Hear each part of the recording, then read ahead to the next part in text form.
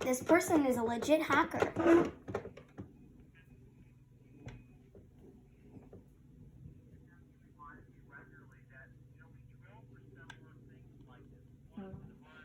He's a recording and a hacker. Jesus.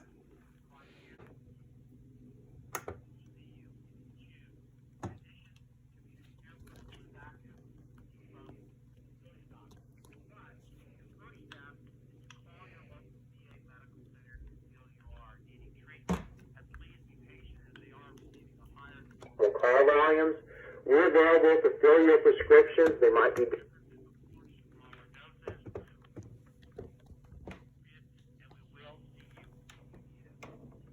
He just said we will see you if you need us. Okay, this is getting a little No, creepy. seriously, this person is a hacker. Do you think it's that one guy with the camera?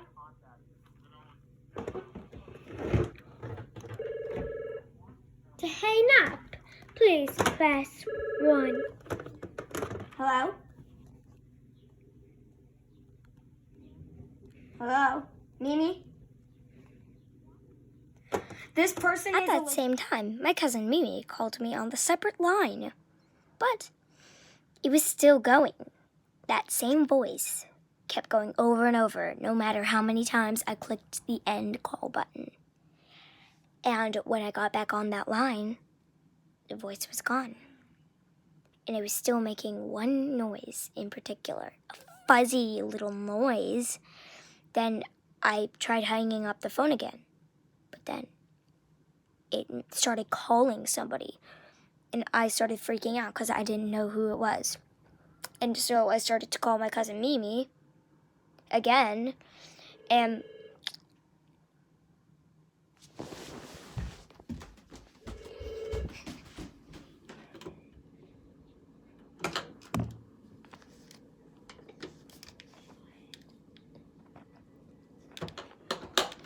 okay. No, thank you. I just went on line 2 because you guys heard the phone was ringing. Oh, Lord. I do not even want to get into the story. Oh, Lord. I don't even want to get into the story. Like, actually, no. Okay, when I picked up that second line, because it was ringing, it said, "I told you I won't be nice." Okay, guys. Okay. You know what? I'm just telling you the story right now. It was, I'm pretty sure, yeah, it was a Sunday night. I was going to bed, so I fall asleep. But then I wake up in the middle of the night. And over here, I had the dresser, but it's messy over there now. But, like, now the dresser is on the other side of the room, thankfully. And so I wake up, and I see what looks like a head to me. So I'm like, please don't be a ghost haunting my room. And so I can't move. It's weird, because it's like sleep paralysis, but I can talk. And so I'm like, who's there? And the creepiest freaking thing happened. So I started seeing a face. Its eyes were red rimmed, and the rest of it was like completely black. And then it looked like somebody cut a smile on their cheeks to where you can see their teeth. And, like, I'm not even joking, guys. I am not lying. This is not clickbait. No. Because I start, like, going like this, and it starts sticking out its arms, and I'm like, oh, my God. And except its arms weren't human-like. No. I couldn't describe its hands because, like, I don't know. It was skinny to the bone, though. And it was jagged, like... It's like somebody drew zigzags and that was a part of their arm. And then they stuck their other arm out, which was the same. I start squeezing my eyes shut. And then literally, it says, before it goes back behind my dresser, I'm not joking. It says, it whispered, I'll be closer next time. And at that point, I wanted to scream. But then I'm like, if I scream, it'll make it worse.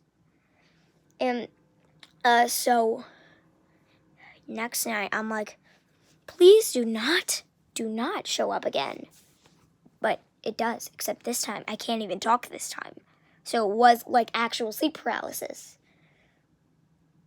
And then, so this time it was the same thing, except it stuck out its legs, which was exactly like its arms, jagged and not human-like. And then it stays there.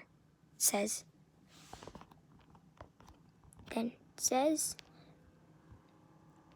next time I'll be closer. Then goes back behind the dresser, just like it did before. The same thing happens, except from the wall right here, it walks like a big step to where it's like halfway until it gets to our bed. Eliza was on the top bunk and asleep, and she didn't even know. And then it says, next time I'll be closer. Goes back behind the dresser. And I apologize for this dry mess. I should probably clean it up a bit. And yeah, says that same thing again.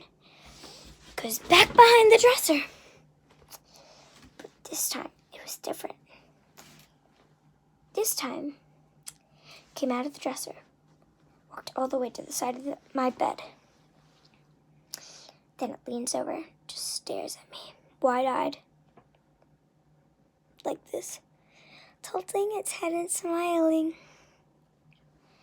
Like, you think that was creepy, right? But this time it didn't say, next time I'll be closer. It says, next time I won't be so nice. And literally, that is what that foam reminds me of. And, like, last week, when I was still on spring break, Eliza and I, we made a little fort under our bed. And I start hearing stuff like somebody running around our room. And I'm like, something is in our room, Eliza. So I can't even show the footage because, like, I deleted it already because it freaks me out too much. And, like,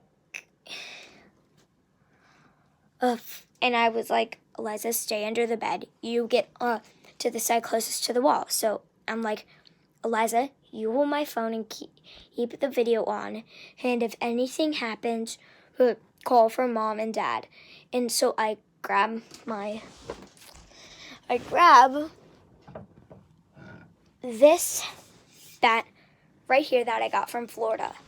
And so I start sliding out from under there.